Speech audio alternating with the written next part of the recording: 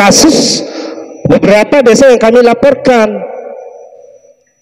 Contohnya di desa Montongajan. Montongajan pada tahun 2017 di situ jelas ada temuan kalau tidak salah 300-an juta lah. Dan hampir mau penyidikan, tapi sampai detik ini ditelan apa nggak tahu, mungkin ditelan bumi mungkin atau apa, atau mungkin karena sengaja ditutupi atau saya juga nggak tahu. Begitu juga desa yang lainnya. Dan di sini kami mohon kepada Kepala Inspektorat soal Montongajan ini betul-betul diatensikan. Karena apa? Program yang kepala desa luncurkan sampai detik ini belum ada yang finishing. Dibangunnya tahun 2020 sampai detik ini belum ada yang finishing. Seperti RTLH, pengadaan pipa, pembuatan sumur bor, pembuatan jalan. Kami ada dokumentasi jelas. Dan anehnya kemarin mereka memecat kadus, yang mana kadus seharusnya di saat pemecatan kadus itu ada SP1 atau SP berapa, saya kurang paham juga teknis di desa itu. Tapi tiba-tiba bang dipecat. Ada apa yang ada di Montongajan ini?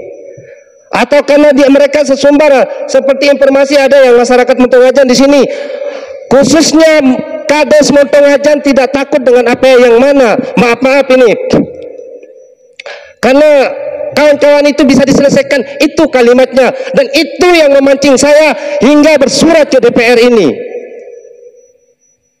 Dan kami dilidik merasa tertantang oleh Kades khusus Montongajan. Karena sampai detik ini begitu banyak pekerjaan yang di sana belum clear, belum clean dan belum finishing, tapi masih saja dibiarkan seperti itu. Kami mohon Inspektorat maupun DPD untuk atensi soal Montongajan ini. Mungkin kalau desa lain mungkin seperti ada memang kalimat-kalimat yang harus disampaikan untuk pembinaan apa namanya. Mungkin kalau desa lain mungkin bisa diberikan pembinaan. Tetapi kalau Montongajan ini kalau bisa dibinasakan, karena banyak sekali masyarakat yang rugi dengan kebijakannya. Jalan yang dia bangun tidak clear, pembangunan sumur bor tidak selesai, bahkan beberapa dari kontraktor pembangunan sumur bor sampai detik ini belum dibayar, sudah 2 tahun ini. Apakah kita biarkan seperti itu? Kasihan juga kontraktor sumur bor di sana. Seperti katanya dia mau hadir, tapi di jalan ya. Biar saya tunjukkan bahwa udah 2 tahun mereka belum dibayar. Karena kemarin kami lihat di media dari pihak kejaksaan katanya lebih bayar. Lebih bayar bagaimana? Uang pekerjaannya udah finishing tapi pembayarannya belum. Apa alasannya lebih bayar? Dan kami juga mengajak masyarakat Montongajan dengan anggota supaya tahu bagaimana proses kasus yang ada di kejaksaan yang kita laporkan desa-desa ini.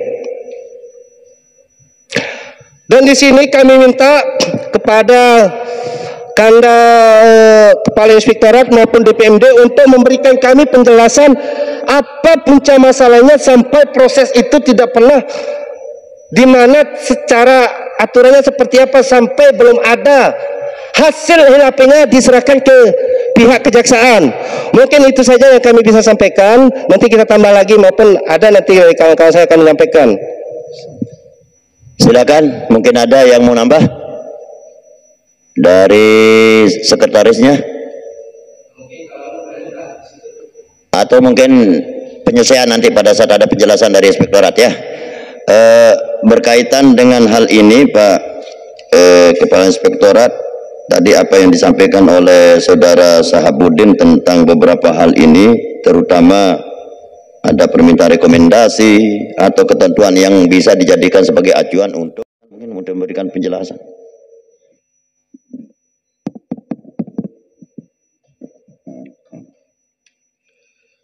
Bismillahirrahmanirrahim. Assalamualaikum warahmatullahi wabarakatuh. Waalaikumsalam. Selamat pagi dan salam sejahtera untuk kita semua. Jelas suara saya sampai ujung sana? Kalau enggak kita suruh ganti soundnya ini. Jelas ya? Ya, terima kasih. Bapak Ketua DPRD Kabupaten Lombok Tengah yang kami hormati, Bapak Kepala DPMD, Bapak Camat Praia Barat yang kami hormati,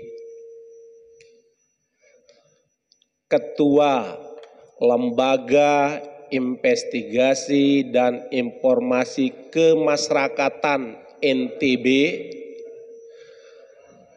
Adinda Sahabuddin yang lebih familiar namanya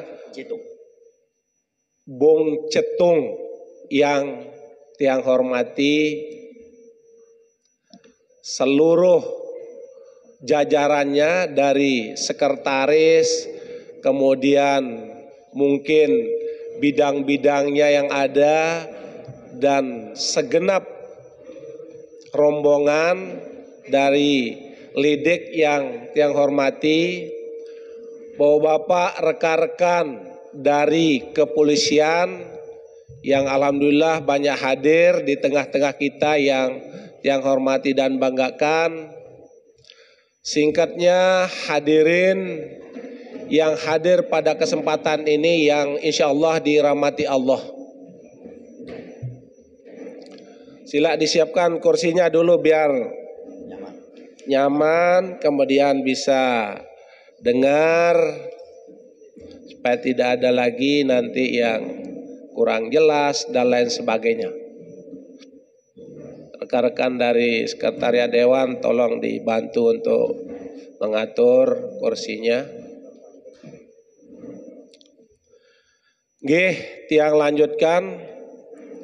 Oh lupa tadi, wabil khusus yang berbaju merah yang setiap saat hadir meliput kegiatan yang saya banggakan, Adinda Sadeng, luar biasa ini.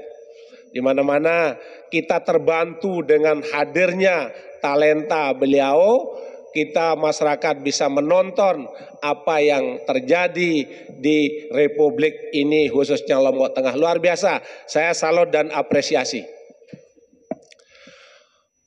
Bapak-bapak, ibu-ibu dan rekan-rekan sekalian yang saya hormati, tentu pertama masih suasana Idul Fitri walaupun sudah masuk Syawal. Minal aidin wal faizin kepada kita semua. Dari kami terutama pelayan masyarakat yang ditugaskan mengemban tugas di Inspektorat Kabupaten Lombok Tengah.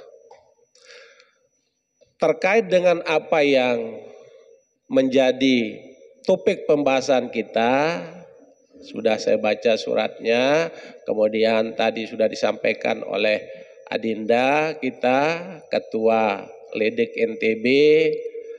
Insya Allah saya akan coba menjelaskan sesuai dengan tugas dan fungsi kami di Inspektorat.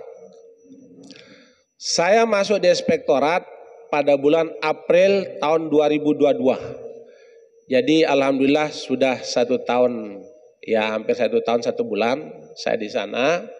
Dan tentu sebagai orang baru di sana langsung bersama teman-teman apa sih PR-PR kita yang harus kita kerjakan. Itu yang utama saya bertanya kepada teman-teman di sana. Nah, pada waktu itu ada beberapa surat tembusan yang kami terima yang tujuan suratnya adalah ke kejaksaan terkait dengan adanya pengaduan lidik ini, adanya dugaan dari beberapa desa. Di situ kami temukan. Nah, karena di situ juga ada MOU antara pemerintah daerah dengan APH, dalam hal ini ada kepolisian, kejaksaan, tentang penanganan pengaduan masyarakat untuk bagaimana berperan APIP, aparat pengawas internal pemerintah, atau dalam hal ini disebut semua itu ada di inspektorat. Kami coba membangun komunikasi dengan Kepala Kejaksaan pada waktu itu Pak Regan, kemudian dengan kepolisian, mengingatkan kembali kalau MOU sudah ditandatangani oleh Pak Bupati, oleh Kapolres, dan oleh Kajari pada saat itu. Nah, dengan mengingatkan kembali itu supaya kami itu punya peran. Karena dalam tugas kami selaku APIP, apapun yang terjadi di lingkup pemerintah daerah ini, APIP lah yang harus tahu juga. Itu klausul yang diatur di dalam MOU itu. Alhamdulillah, dari kejaksaan maupun dari kepolisian dengan terbuka, beberapa bulan kemudian saya menerima surat itu untuk meminta kepada APIP terhadap aduan-aduan itu untuk bisa ditangani oleh APIP dulu. Dalam hal ini inspektorat. Nah, dari situlah kami berangkat. Apa yang menjadi tuntutan dari lidik, khususnya pemerhati di bidang desa, kemudian ada pelimpahan dari kejaksaan maupun kepolisian, di situ kami berangkat melaksanakan tugas-tugas yang ada. Tetapi apa yang disampaikan tadi saya masih punya catatan dan saya punya data. Tadi mungkin Bung Cetung nggak sebut desa Penuja. Ada desa Penuja. Saya yang ingat. Data saya ada desa Penuja, bahkan kurang lebih ada 10 yang diadukan ke kejaksaan. Ada 10 pada saat itu. Dan semuanya bertahap diserahkan ke inspektorat. Dalam hal ini APIP. Nah, perlu juga saya jelaskan mekanisme kami kerja supaya kita paham semua. Mumpung lengkap. Jadi ketika ada penyerahan pelimpahan tugas itu, kemudian setelah kami melaksanakan tugas itu, kami juga memberikan hasil yang kami kerjakan kepada yang meminta. Kalau kejaksaan, kami berikan ke kejaksaan. Kalau kepolisian, kami berikan ke kepolisian. Dan hasil itu yang boleh memberikan penjelasan, publikasi maupun keterangan adalah tentu yang meminta. Supaya paham mekanisme kerja kami. Nah, terkait dengan tuntutan-tuntutan yang ada dan surat dari kejaksaan, dari 9 tadi pengaduan yang sudah masuk, per 31 Maret, ya bisa dicatat, per 31 Maret, apa yang kami lakukan, permintaan dari kejaksaan itu sudah kami serahkan dalam bentuk hasil dokumen. Ya, jadi lengkap, nomor suratnya lengkap per 31 Maret 2023. Yang mana saja, karena terus terang ini kan pengaduan masalah dugaan tindak pidana korupsi. Kami sangat-sangat berhati-hati menjalankan tugas. Kenapa kami sangat berhati-hati menjalankan tugas? Terus terang, kami menganggap bahwa APIP itu adalah pengadilan yang utama dan pertama. Karena kalau kami salah melangkah, salah apa yang kami hasilkan, tentu kami akan pertanggungjawabkan karena itu yang akan dibawa ke pengadilan kalau itu harus dibawa ke pengadilan. Jadi saya wanti teman-teman itu, ini adalah menyangkut nasib orang. Apakah orang yang diadu ini benar bersalah atau tidak? Kalau benar bersalah tentu kita harus fair. Kalau tidak juga fair. Jangan sampai orang tidak bersalah kemudian hasilnya bersalah. Saya dan teman-teman yang akan bertanggungjawabkan di dunia maupun di akhirat. Itu yang saya sampaikan kepada teman-teman APIP. Oleh karena itu, petugas kami atau tim kami yang menangani pengaduan ini ada satu Irban, namanya Irbansus, Inspektur Pembantu Khusus. Tidak bisa ditangani oleh Irban-Irban yang lain. Ada 5 Irban di sana. Tetapi Irbansus ini adalah dibentuk khusus untuk menangani adanya pengaduan-pengaduan. Karena sifatnya investigasi. Tidak seperti tim yang lain dalam hal audit ketaatan tidak melakukan investigasi sejauhnya. Kemudian pengaduan yang masuk tidak hanya dari kejaksaan, tapi dari kepolisian juga banyak. Belum lagi masyarakat yang datang mengajukan pengaduan kepada inspektorat. Lembaga-lembaga yang lain juga ada. Jadi itu proses mekanisme kerja kami. Sehingga tentu kami bekerja juga adalah skala prioritas. Walaupun semua penting untuk segera diselesaikan, tapi ada prioritas-prioritas yang harus dilaksanakan karena mungkin duluan masuk, kemudian urgennya sangat, itulah yang kami lakukan. Minum dulu. Santai. Ya.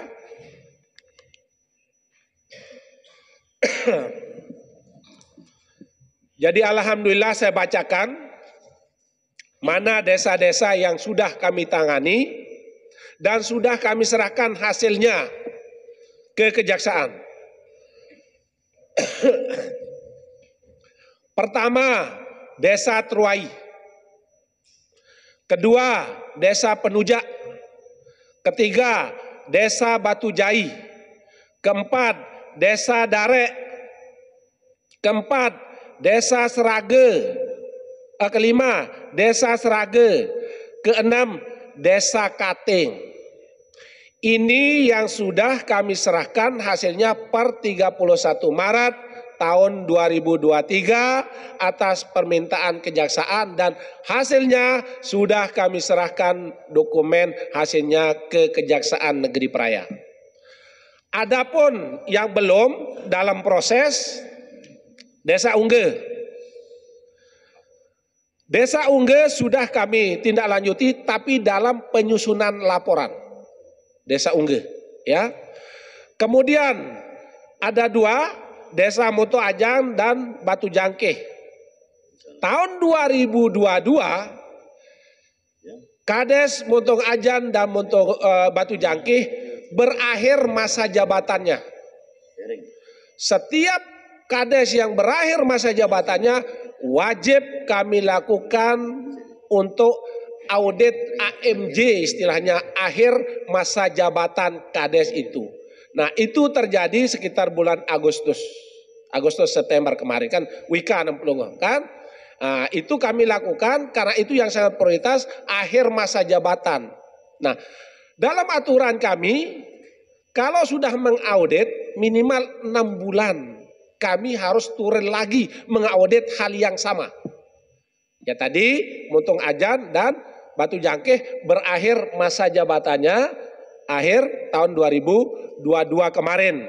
Sehingga yang belum kami lakukan kemarin ya yaitu Desa Muntung Ajan dan Desa Batu Jangkeh. Karena persoalan kami prioritas AMJ dulu, kemudian baru aduan ini. Nah, per 1 April ya, ini bulan Mei ya, per 1 Mei saya sudah tanda tangani sprint untuk dilakukan audit investigasi kepada Desa Muntung Ajan.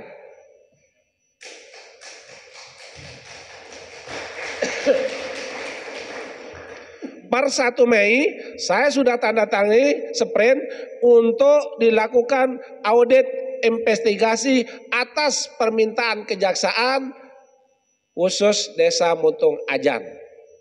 Kemudian karena tim terbatas, karena kan tidak hanya dari lidik saja pengaduan ini masuk, tidak hanya dari kejaksaan permintaan ini, dari kepolisian juga masuk, dari lembaga, dari masyarakat masuk. Untuk Desa Batu Jangkeh sampai saat ini belum. Tapi saya janji pasti dalam waktu dekat kami juga akan lakukan itu. Nah, itu proses mekanisme kerja kami. Nah, dari awal saya sampaikan tentu kalau permintaan kepolisian, kejaksaan, setelah kami serahkan hasil itu, tentu beliau-beliaulah yang menjas, yang bisa menilai, yang bisa menindaklanjuti dan lain sebagainya. Supaya jelas tugas kami, tugas beliau juga tugas. Jelas tugasnya.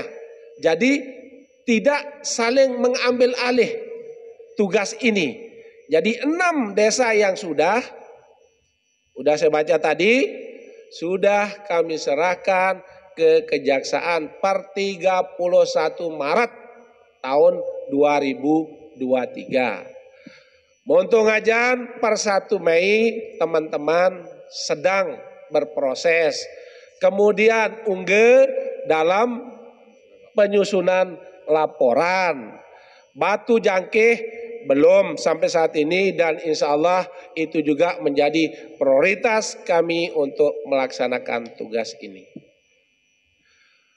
Bapak Ketua, rekan-rekan semua yang kami hormati, jadi itulah mekanisme kerja kami dan ini barang tidak bisa kami melakukan secara cepat dan sembarang.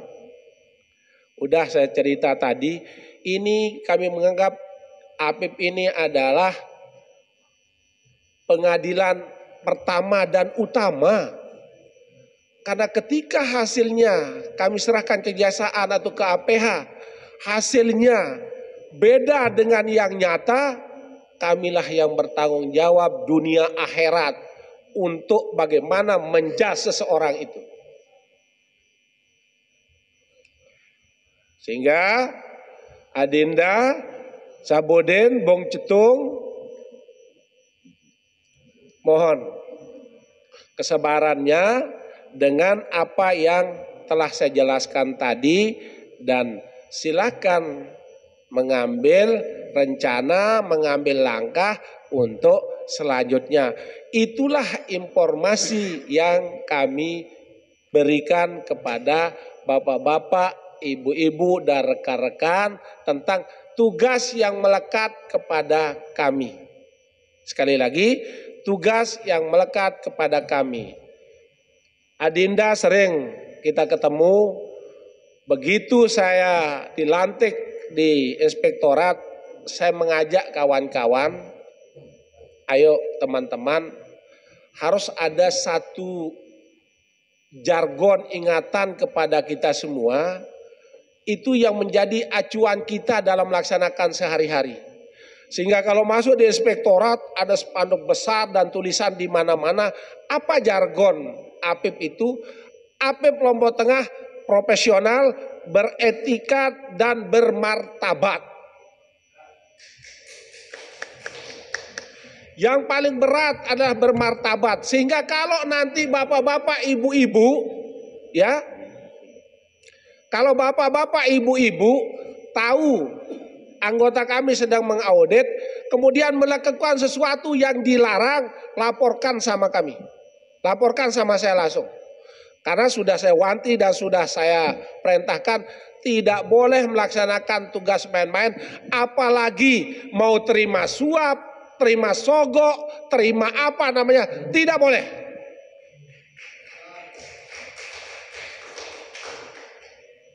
Jadi saya ikrarkan itu Pak Ketua, di 80 orang itu hampir setiap hari apel. Supaya mengingatkan diri kita bahwa kita profesional, beretika dan bermartabat. Itu jargon kami yang ada saat ini. Sehingga alhamdulillah juga pimpinan kami menyerahkan sepenuhnya kepada APP ini. Apapun itu hasilnya silakan. Pak Inspektur punya. Jadi supaya tahu sebutannya inspektor itu bukan kepala dinas. Inspektur Lombok Tengah, ya saya sudah. Lain inspektur upacara. Tapi kalau sebutannya inspektor Lombok Tengah hanya satu, saya. Jadi bukan kepala dinas, kepala badan. Jadi sebutan pimpinan yang ada di inspektorat itu adalah inspektur. Lagundet inspektur PJ. Insya Allah. Jadi Bapak-bapak, ibu-ibu dan rekan-rekan kalian yang saya hormati, itulah penjelasan dari Tiang terkait dengan apa isi dan hasilnya itu ada kepada beliau yang minta. Pelungguh minta ke Tiang, pindah karena tentu berserah apa isi ini pelungguh yang. Nah, seperti itu. Nah, itu sementara dari Tiang, lebih kurang mohon maaf, ya tentu kalau ada diskusi silakan. Tapi terkait dengan tugas ini, inilah tugas yang telah kami lakukan dan yang sedang serta yang akan kami lakukan. Terima kasih. Terima kasih Pak Inspektur. Ini sangat jelas sekali progres sesuai dengan tuntutan dan harapan kita pada hari ini. Progres perkembangan tuntutan kami dari LEDEK bahwa tanggal 31 Maret 2023 dokumen 6 desa sudah selesai ada sekarang di Kejaksaan. Tersisa dari 9 yang diadukan tinggal 3 termasuk Montong Ajan itu dalam proses dan Batu Jangki itu masih dalam proses audit. Sedangkan audit yang sudah yang 6 ini diaudit lagi, disesuaikan. Sedangkan pada bulan Mei sprint audit dan investigasi terhadap beberapa yang belum akan disesuaikan lagi. Jelas. Montong Ajan sudah. Ini sesuai dengan tuntutan kita ini dari Pak Sahabudin ya. Terkait dengan ini, apa bisa kita terima dulu? Kita terima ya? Karena masih banyak lagi saya mau akan coba lagi. Nah ini kan konteksnya kita progres ini dulu ini. Terima. Supaya tidak terlalu saya melebar terima. Ya. Saya terima. Akan menggarisbawahi terhadap progres. Siap. Dan sudah diterima nggak progresnya? Siap, saya terima. Terima ya. Siap. Kita sepakat ini sudah diterima. Siap. Tinggal ada yang dituntut sedikit saja berkait dengan pembinaan dari BPMD. Nanti dia ya kita silakan dari Bapak di BPMD. Maaf Ketua, biar sinkron di sini karena tadi kan saya fokus masalah progres. Mungkin kalau dari DPMD saya akan coba keluarkan dulu supaya nanti bisa sama dinas DPMD begitu Ketua. Oh baik, terima kasih. Oke. Dulu Pak. Oke. Kepala ya. Jadi kalau kita ini di luar dari yang ini. Saya tidak tahu urusannya jadi kalau masalah ini. Kenapa Ketua dari akan beriringan nanti Ketua dan akan menyambung nanti Ketua. Memang di dalam konteks itu tidak ada urusan dengan Ketua, tapi secara akan